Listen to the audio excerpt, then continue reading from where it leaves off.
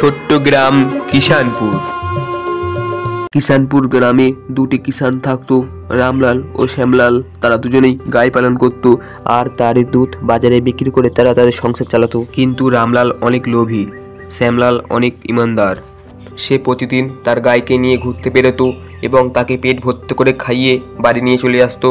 অন্যদিকে রামলাল প্রচণ্ড কুঁড়ে আর বড্ড লোভী। সে তার গরুকে খেতে দিত না।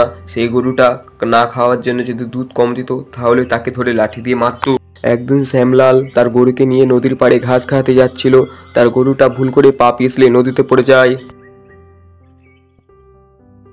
হে ভগবান, এটা কি হয়ে গেল? আমার গরুটা তো জলে পড়ে গেল। কেউ কি আছো? আমাকে সাহায্য করতে পারবে? তখনই ওখানে নদীতে থাকা দেবীমা বার হয়ে আসে। কি হয়েছে বাচ্চা? তুমি নদীর পাড়ে দাঁড়িয়ে দাঁড়িয়ে একা কান্না করছো কেন? কে তুমি? তখনই শ্যামলাল দেবীমাকে সমস্ত ঘটনা খুলে বলে। সব কথা শুনে দেবীমা শ্যামলালকে একটি সোনার গরু দেয়। দেখো বাচ্চা, এই গরুটা তোমার কিনা? না দেবীমা, এটা আমার গরু না। আমি সামান্য খেটে খাওয়া মানুষ। মিথ্যে বলে কি হবে? আমাকে আমার গরুই ফেরত দাও। দেবীমা খুশি হয়ে শ্যামলালকে তার গরু এবং সোনার গরু দুটোই উপহার দেয়। শ্যামলাল দেবী মায়ের দেয়া সোনার গরুটা বিক্রি করে নিজের একটা সুন্দর বাড়ি তৈরি করে। আর সেই খবরটা রামলালের কানে ওঠে।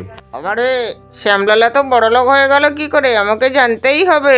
সেদিন রাতে শ্যামলাল যখন এইসব কথা বলছিল, যদি না আমার গরুটা দেবী মায়ের পুকুরে পড়তো তাহলে আমি সোনার গরুটা পেতাম না আর এত বড় বাড়িও হতো না। তোমাকে অনেক ধন্যবাদ দেবীমা, অনেক ধন্যবাদ। আচ্ছা, এই ব্যাপার। আমি ওই নদীর পাড়ে যাব আর দেবী মার কাছে সোনার গরু নেবো আর বড়লোক হয়ে যাব। শ্যামলালও সেই নদীর পাড়ে যায় আর তার গরুকে জোর করে ঠেলে ফেলে দেয়। দেবী মা বার হয়ে এসো আর আমাকেও সোনার গরু দাও। তখনই দেবীমা বার হয়ে এসে বলে, তুমি খুব লোভী, তোমার কাছ থেকে সব নিয়ে নেওয়া হবে আর কিছু দেওয়া হবে না। রামলাল লোভের বশে পড়ে তার গরুটি হারিয়ে ফেলে।